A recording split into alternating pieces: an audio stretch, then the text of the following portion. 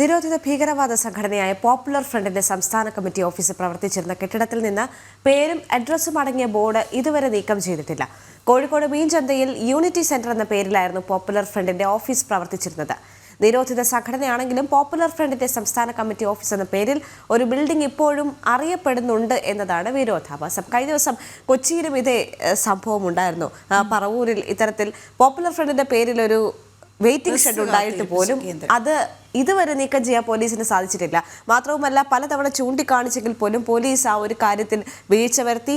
തുടർന്ന് ജനം TV ഇത് വാർത്തയാക്കുന്നു. വാർത്ത വന്ന് പിറ്റേ ദിവസം പോലീസ് ഇതിൽ ഇടപെടുകയും ആ വെയിറ്റിംഗ് ഷെഡിലെ നിർദോഷം എന്ന് തോന്നാവുന്ന രീതിയിലാണ് ഇതൊക്കെ സ്ഥാപിക്കപ്പെട്ടിരിക്കുന്നത്. ഇതൊക്കെ അദൃശ്യമായി ഇത്തരം സംഘടനകളുടെ സാന്നിധ്യം വ്യക്തമാക്കുന്നതാണ് എന്ന് പറയാതിരിക്കാൻ കഴിയില്ല.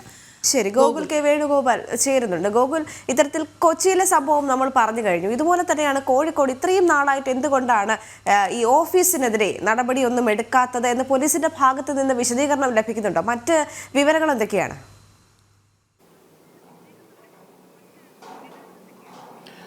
മീൻചന്ത ചെറുവണ്ണൂർ റൂട്ടിൽ പഴയ ദേശീയപാതയോട് സമീപത്ത് തന്നെയാണ് നമുക്ക് ടൗണിൽ നിന്ന് നോക്കിയാൽ കാണാൻ സാധിക്കുന്ന രീതിയിൽ തന്നെയായിരുന്നു പോപ്പുലർ ഫ്രണ്ടിന്റെ സംസ്ഥാന കമ്മിറ്റി ഓഫീസായിട്ടുള്ള യൂണിറ്റി ഹൗസ് പ്രവർത്തിച്ചിരുന്നത്. 6 വർഷത്തോളം അവിടെ യൂണിറ്റി ഹൗസ് പ്രവർത്തിച്ചിരുന്നു. ആ സമയത്ത് പോപ്പുലർ ഫ്രണ്ടിനെ നിരോധിക്കുന്ന സമയത്ത് ദേശവ്യാപകമായ റെയ്ഡ് നടത്തിയ സമയത്ത് NIA ഉൾപ്പെടെയുള്ള സംഘടനകൾ ഏജൻസികൾ പരിശോധന നടത്തിയ സ്ഥലവും കൂടിയാണ് യൂണിറ്റി ഹൗസ്. പോലീസ് സീൽ വെച്ച് പോയെങ്കിലും പക്ഷേ ഈ പോപ്പുലർ ഫ്രണ്ടുമായി ബന്ധപ്പെട്ട അവരുടെ പരസ്യം എന്ന് പറയപ്പെടുന്ന രീതിയിലുള്ള അവരുടെ ബോർഡുകൾ അവിടെ നിന്ന് മാറ്റാൻ ആരും തയ്യാറായിട്ടില്ല. പോലീസ് ഉൾപ്പെടെയുള്ള സംവിധാനങ്ങൾ മാറ്റാൻ തയ്യാറായിട്ടില്ല. പിന്നീട് അവിടുന്ന് നാട്ടുകാർ വിളിച്ചു പറഞ്ഞതിന്റെ അടിസ്ഥാനത്തിലാണ് നമ്മൾ അങ്ങോട്ടേക്ക് പോവുകയും ഈ ബോർഡ് ഉൾപ്പെടെയുള്ള കാര്യങ്ങൾ ശ്രദ്ധിക്കപ്പെടുകയും ചെയ്തിട്ടുള്ളത്. ഈ യൂണിറ്റി ഹൗസ് എന്ന് പറയുന്ന സ്ഥാപനം പോപ്പുലർ ഫ്രണ്ടിന്റെ സ്ഥാപനങ്ങളൊക്കെ റെയ്ഡ് ചെയ്ത സമയത്ത് വലിയ രീതിയിൽ ചർച്ച ചെയ്ത ഒരു സ്ഥലം കൂടിയാണിത്. കാരണം ഹവാല ഇടപാടുകൾ ഉൾപ്പെടെ വിദേശത്ത് നിന്ന് പണം ഉൾപ്പെടെ വന്നത് ഈ ഓഫീസ് കേന്ദ്രീകരിച്ചായിരുന്നു. ആ പണത്തിന്റെ ക്രോഡീകരണവും സമാഹരണവും ഒക്കെ നടന്നിരുന്നത്. വിദേശത്തായിരുന്ന പോപ്പുലർ ഫണ്ട് പ്രവർത്തകരിൽ നിന്ന് പണം സമാഹരിക്കുകയും അത് വിവിധ സ്ഥലങ്ങളിലേക്ക് അയക്കുകയും ഒക്കെ ചെയ്തത് ഇവിടെ നിന്നായിരുന്നു. ഈ സ്ഥലത്ത് നിന്ന് ഉൾപ്പെടെ പോപ്പുലർ ഫണ്ടിന്റെ നിരവധി നേതാക്കന്മാരെ അറസ്റ്റ് ചെയ്യുകയും മറ്റും ചെയ്തു കൊണ്ടുവരുന്നു. നിരവധി കണക്കായിട്ടുള്ള അക്കൗണ്ടുകൾ, ബാങ്ക് അക്കൗണ്ടുകൾ പ്രവർത്തിച്ചിരുന്നത് ഈ ഓഫീസ് കേന്ദ്രീകരിച്ചായിരുന്നു എന്ന തരത്തിലുള്ള കണ്ടെത്തലുകളൊക്കെ NIA നടത്തിയിട്ടുണ്ടായിരുന്നു.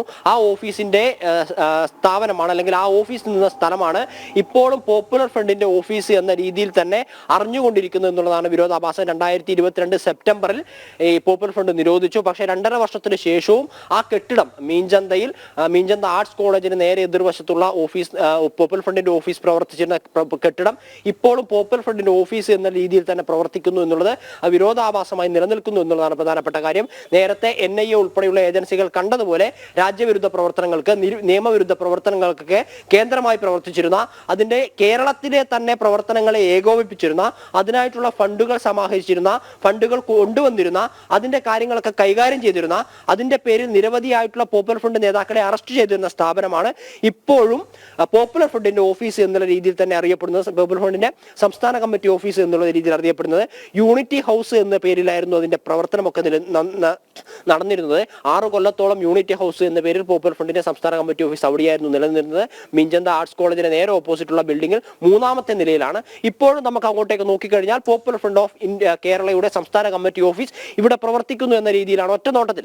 അതായത് അവിടെ ബോർഡും കാര്യങ്ങളൊക്കെ ഉണ്ട്, ബിൽഡിംഗ് അതുപോലെ തന്നെ നിലനിൽക്കുന്നു. മറ്റു നടപടികളിലേക്കൊന്നും പോലീസിന് കടക്കാൻ വേണ്ടി സാധിച്ചിട്ടില്ല. ഒരു നിരോധിത സംഘടനയുടെ പേരിലുള്ള സ്ഥാപനം അല്ലെങ്കിൽ പേരിൽ ഒരു കെട്ടിടം ഇപ്പോഴും പ്രവർത്തിക്കുന്നു എന്നുള്ളത് ശരിയോ തെറ്റോ എന്നുള്ളത് കണ്ടെത്തേണ്ടതും അതിന്റെ തുടർന്ന് സ്വീകരിക്കേണ്ടതും തീർച്ചയായിട്ടും നിയമപാലകരാണ്. അത്തരത്തിലുള്ള നടപടികളിലേക്ക് അവർ ഇനിയെങ്കിലും കടക്കുമെന്ന് തന്നെ നമ്മൾ പ്രതീക്ഷിക്കുകയാണ്.